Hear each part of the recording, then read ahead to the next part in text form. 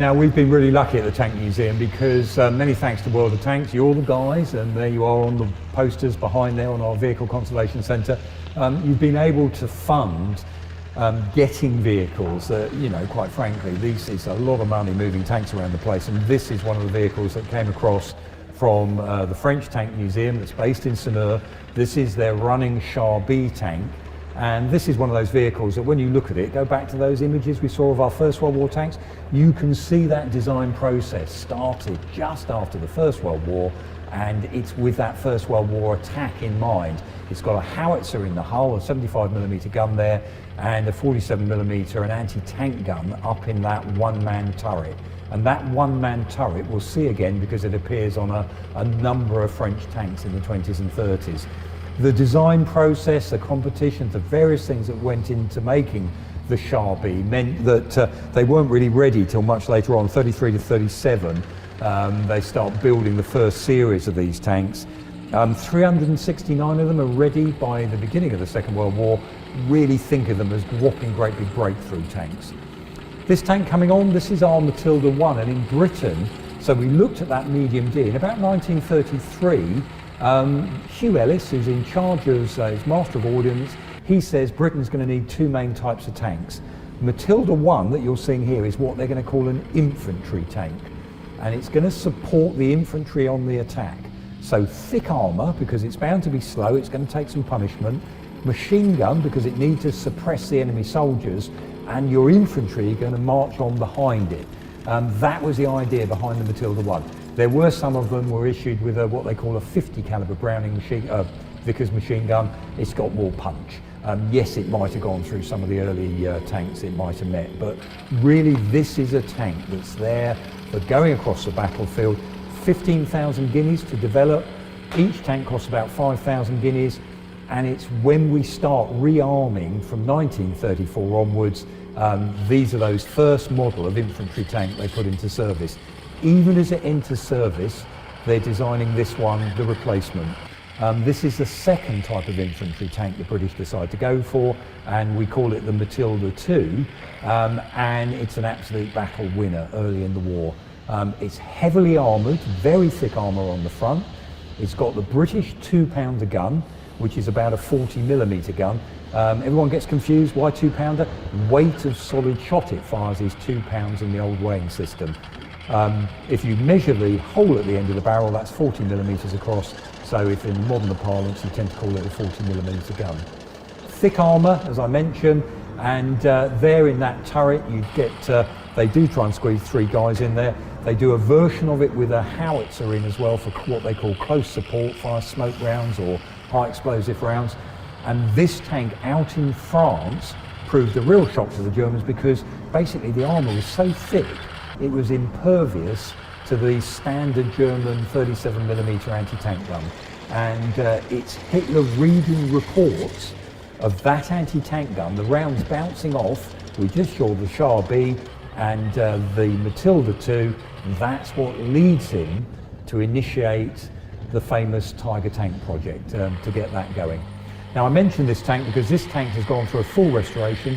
If you go onto our YouTube channel or go on the website, you can follow the links there, Matilda Diaries, and it takes you through the whole restoration of a vehicle. To be honest, when we started this one, we thought it'd just got a few mechanical problems, and it's how we then have to take it all apart, put it back together, what ends up happening with it, and we put it aside. You can see there it says the Princess Royal because Princess Anne came down and opened our new workshops, and there she was sitting there in front. Now this tank coming on, this is a Valentine. This is actually the third type of infantry tank that Britain produced, but we ended up using it in a slightly different way. Yes, it's still got thick armour, it has a 2-pounder gun on, but we ended up using it for the other type of role tanks Hugh Ellis envisaged, which is a cruiser tank. So going a bit faster and actually being used for the breakthrough that the infantry tanks, you know, to break out into territory behind the front line. And the Valentine is actually a tank, I think it's 6,000 to 8,000 are made, 2,000 over in Canada, that mainly the Canadian made ones go off to Russia as part of Lend-Lease supporting the Russians. And it's actually a very popular tank, you know, it's reliable.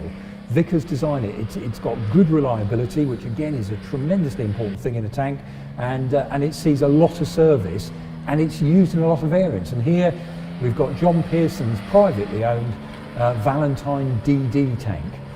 The first tank they try and float is actually a Tetrarch. Nicholas Strausler puts that canvas screen around the vehicle, put it in water, displaces enough to make it float. DD duplex drive, two ways of driving it, one by the propeller on the back, the other by the tracks when it's on land. And you raise that screen, what looked like a sausage of canvas around it at the moment, comes up, held up by inflated tubes and struts, and it floats ashore. D-Day, of course, they actually use Sherman ones, but we train on DD Valentines. And this is another classic we don't run anymore. This is in our currently in our new display hall, I think it is. We're putting that in our new World War II display. It's a Crusader. Crusader was basically the Cruiser 3 tank, and this version we've got the 6-pounder gun on. The Crusader tended to get a bit of a bad reputation. It had a Liberty engine in the back. The first models with the 2-pounder gun on had great reliability problems, overheating, problems with the coolant. This, by the time of Crusader 3, they've actually ironed a lot of those out.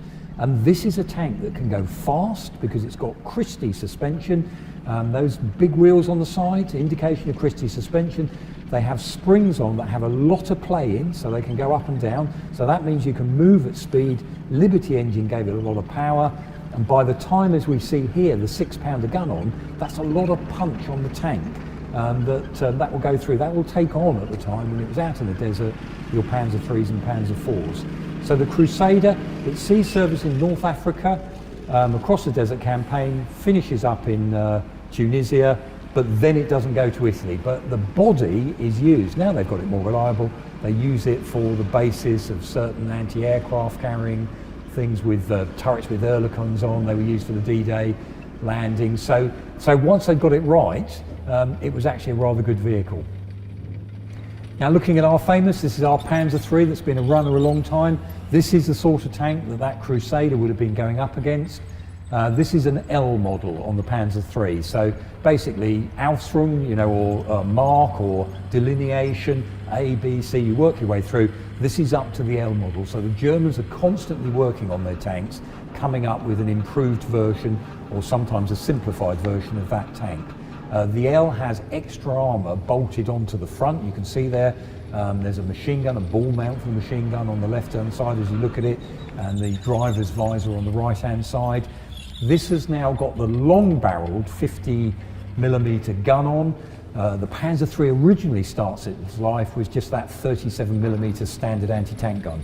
Short-barreled 50mm, then a long-barreled, and they end up actually swapping roles with the Panzer IV. We'll see a Panzer IV in a little while, but not driving around the arena. Panzer IIIs and Panzer IVs were the tanks that Germany built really to go to war with. And the irony is, even though they were supposed to do different roles, this really is the cruiser tank equivalent with the British.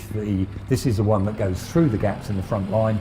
Panzer IV was supposed to be the one that has the close support weapon on it that fires high explosives. Both tanks ended up looking pretty much the same, which is a bit of an irony there. Now this is our Stuart, American Stuart M3 tank. Nice early one. This is actually privately loaned, but on loan to the Tank Museum. You can tell it's an early one by those where the driver's looking out at the front. High rear because it's got that radial aircraft engine in the back, and the transmission goes right the way through to the front. You can see that drive sprocket, the toothed wheel on the front there. And this version is the M3 version. We'll see in a moment the M5 version. They didn't call an M4 version. You should have done the next one because they thought it would get confused with the M4 Sherman. So this one we're able to drive around. Again, that American design from the late 1930s. They're designing, they're building very few tanks. When the war comes, that's when they've got things like suspension systems, engines ready, various components lined up that they can start putting together and produce very, very quickly things like the M3 tank, then the M3 Stuart as we're looking at here, then the M5 Stuart a little bit later on, an improvement, and of course the very famous M3 Grant tank, which is a bit of an interim model before the M4 Sherman.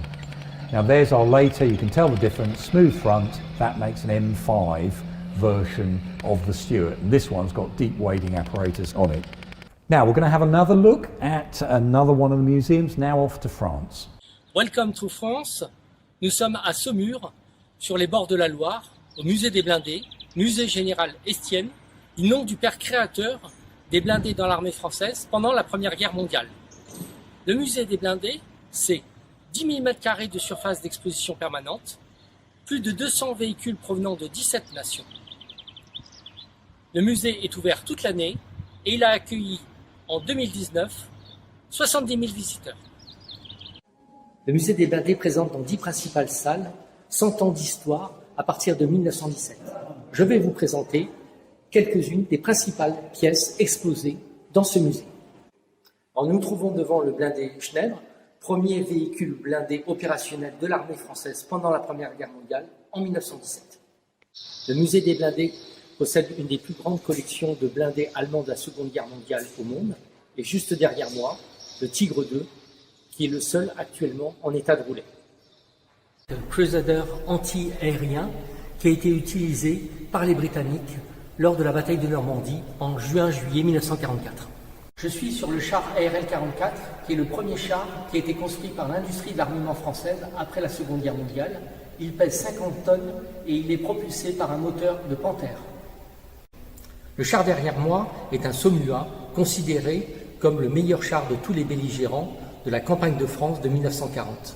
Il a été restauré cette année pour les commémorations du 80e anniversaire de la campagne de France.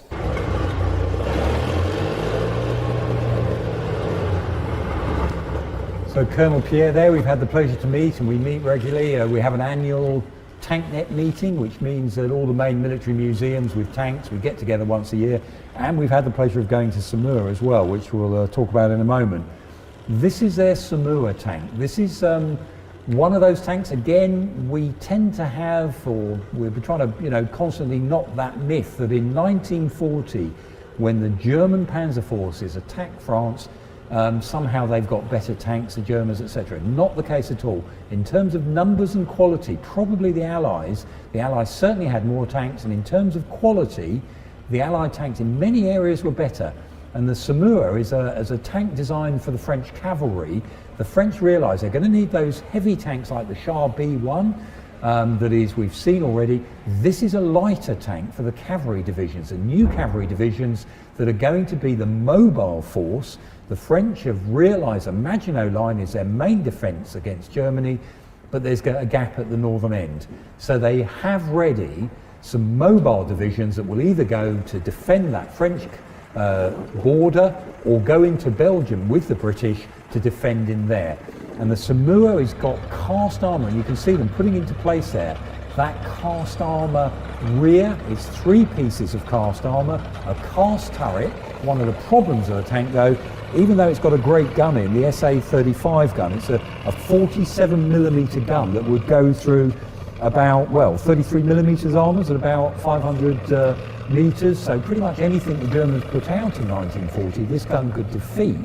The problem about it, they didn't have enough radios ready to put in every single tank. So tend to be the squadron leader would have a radio, but other tanks in that squadron wouldn't have them. But the armour protection is brilliant.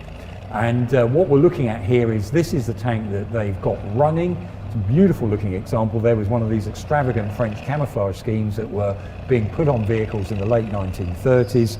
And all told, the Saumur, when it did meet German tanks in the Second World War, quite often battles like Stone, where the French tanks come out on top. The Germans were actually told, go round the outside, do not stop and try and take on the French tanks. Mobility and command structure was the way the Germans were beating the French, and obviously the collapse of the French command structure didn't go down too well as well. But that Saumur, a wonderful tank there, and the engineers who designed and did the castings go over to America and help the Americans actually put together the Grant tank.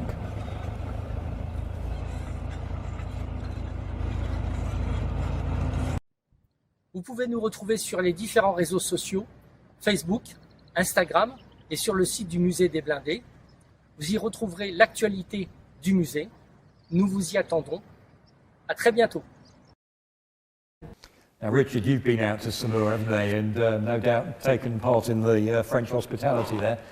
Fantastic. I mean, one of my obviously after Boynton, of course, one of my favourite museums. Absolutely love the collection. The collection is vast, and I think people just don't understand how vast it is, to be honest. And very much like you've got your vehicle conservation centre, they have hangars at the side with what we always consider the best stuff is kept in over there. And their running fleets, I have to say, considering the amount of staff they've got down there, is absolutely extraordinary. What they can actually run is quite mind-boggling. Yeah, the French, you know, you can say, we said earlier, you have to be careful how you say that, they had the advantage. There was lots of vehicles in France at the end of the Second World War, so French tanks were in service, American tanks were in service with the French army much later than some other countries, so there's a lot of Sherman variants. And of course the French military as well, so they actually took Panther tanks and put them into service, carried on making Maybach engines. So there's a number of issues there, you know, because we all drool when we see some of their reserves and some of their collections there. But if you have the opportunity to go to Saumur on the Loire Valley, it's a beautiful part of the world and a stunning collection that they've got there. And I know, you know, we've both benefited. I know, and in fact, I think you were funding it when we had our TankNet meeting out there, and World of Tanks were funding. We had a lovely evening out with the French, I can tell you that much. And interesting that you mentioned the Panther as well. Of course, you said about transporting vehicles. When we spot, I think it was last year actually, Tankfest 2019, their very famous Britannia Panther, which was the Panther captured by the French, used against the German, joined the Besnier squadron after that famous French captain. But obviously, I mean, I never appreciated, it's probably one of the first times I've been involved in this transportation of vehicles across countries and things. And yeah, a lot of paperwork, I have to say. We didn't appreciate that. So that's another one of the things when those of you, you know, when you're saying, oh, why haven't you done this? Why can't you get that and everything? Cost, just remember that. All of these things cost a vast amount of time. There are things, you can imagine, moving tanks are weapons of war. And not every country likes seeing armour and trying to explain to people at customs posts and borders, etc., that you've got all the paperwork, whatever. Whoa, whoa, whoa. It's like trying to explain to anyone if you've got a gun in the boot of the car. You know, you might know it's deactivated, but that young policeman who stopped you is not going to be too happy about it. So those are some of those issues sometimes where there is an awful lot that goes into this. I come back to thank you to World of Tanks, because they've been that body that's been able to sponsor us to get vehicles here that just quite frankly we wouldn't be able to afford normally. In these difficult times, obviously your support is really valued. So please do keep following us on social media, do subscribe to our channel, and if you've got the opportunity, perhaps order something from our shop, join one of our schemes like Patreon or our Friends organisation, and we'll try and keep going with giving you some content to keep you informed and entertained.